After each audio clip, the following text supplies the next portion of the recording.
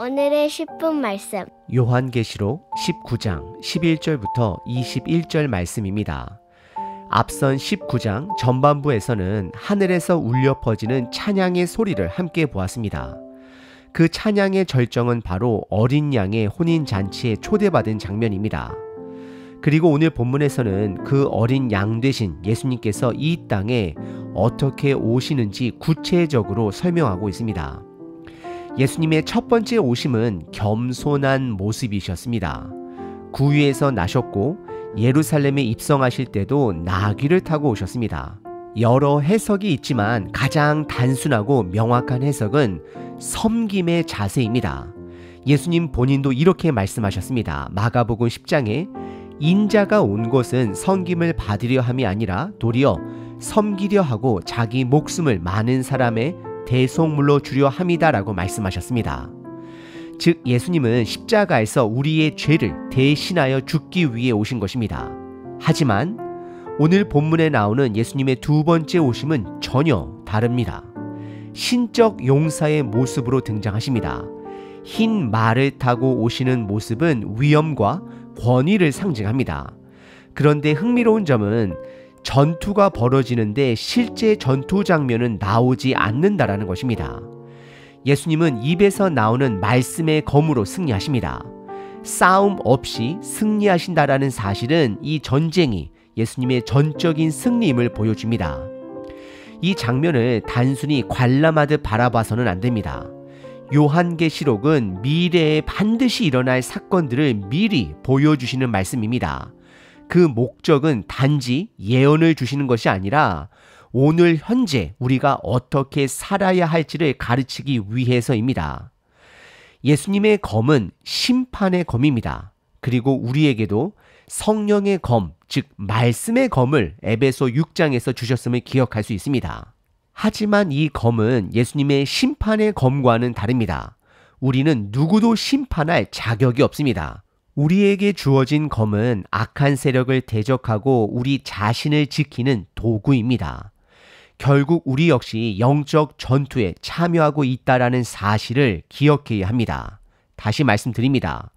우리 역시 영적 전투에 참여하고 있다라는 사실을 인지하셔야 합니다.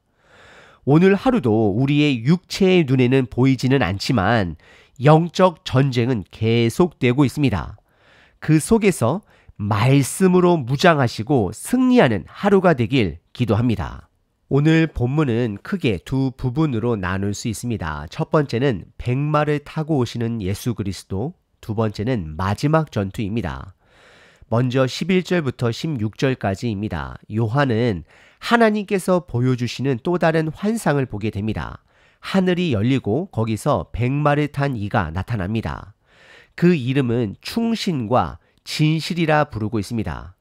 그리고 공의로 심판하시며 싸우신다라고 기록되어 있습니다.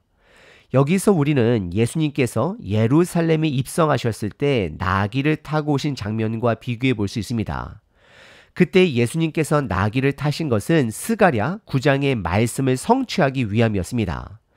백성들은 종려나무 가지를 흔들며 호산나를 외치며 정치적 구원자를 기대했습니다. 하지만 예수님은 십자가에서 우리의 죄를 해결하기 위해 오셨습니다. 그분이 이루신 구원의 방식은 로마의 황제처럼 말과 병거를 앞세운 정복이 아니라 겸손과 평화의 길이었습니다. 그러나 오늘 본문에 등장하는 두 번째 오심은 다릅니다. 첫 번째 오심이 구원의 시작이었다면 오늘 본문은 심판의 완성을 보여주는 장면입니다. 12절을 보면 예수님의 눈은 불꽃 같다라고 표현합니다. 모든 것을 꿰뚫어 보시는 감찰자의 심판자의 눈입니다. 그분의 머리에는 많은 관이 있습니다. 모든 민족 위에 군림하시는 통치자의 모습입니다. 그리고 그분만이 아시는 이름이 있다고 기록되어 있습니다.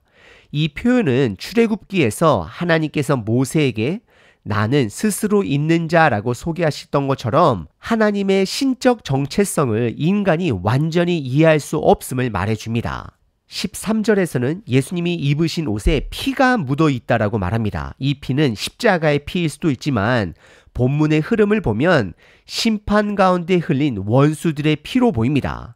이사야 63장을 보면 구세주의 옷에 피가 튀어서 더럽혀졌더라고 예언된 장면이 등장합니다. 바로 그 장면을 떠오르게 합니다. 예수님의 이름은 하나님의 말씀이라고 불립니다. 예수님은 단지 말씀을 하시는 분이 아니라 말씀 그 자체입니다. 그 말씀으로 사시고 말씀으로 심판하시고 말씀으로 구원하십니다. 14절에서는 예수님의 입에서 예리한 검이 나오는 장면이 등장합니다. 이 검은 물리적인 무기가 아닙니다. 말씀의 권능입니다. 예수님은 힘과 정치로 세상을 정복하지 않으십니다. 진리로 다스리시고 완성하십니다. 16절에 보면 예수님의 다리와 옷에 기록된 이름이 있습니다. 만 왕의 왕, 만 주의 주입니다. 이 표현은 예수님의 통치가 영원함을 선포하는 상징입니다.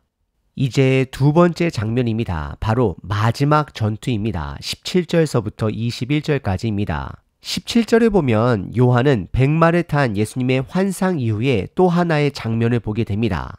한 천사가 태양 안에서 서서 공중을 나는 모든 새들에게 명령하는 장면입니다. 그 천사는 큰 음성으로 외칩니다. 와서 하나님의 큰 잔치에 모이라. 왜 하나님은 공중의 새들을 천사를 통해 부르셨을까요? 그 이유는 19절에서 분명히 드러납니다. 예수님을 거부하고 끝까지 대적한 자들의 살을 먹으라고 하신 것입니다. 이 장면은 경각심을 줍니다. 우리로 하여금 돌아오게 합니다. 하나님의 심판이 얼마나 철저하고 무서운 것인지를 보여줍니다. 그리고 이어서 나타나는 인물들이 있습니다. 짐승 그리고 땅의 왕들과 그 군대들입니다. 이들은 사탄의 가치를 따르고 예수님께 대적하려고 전쟁을 준비합니다. 하지만 20절에서 반전이 일어납니다. 전쟁이 벌어지기도 전에 짐승은 붙잡힙니다. 또 짐승의 표를 받고 그 우상에게 경배한 자들도 함께 심판을 받습니다.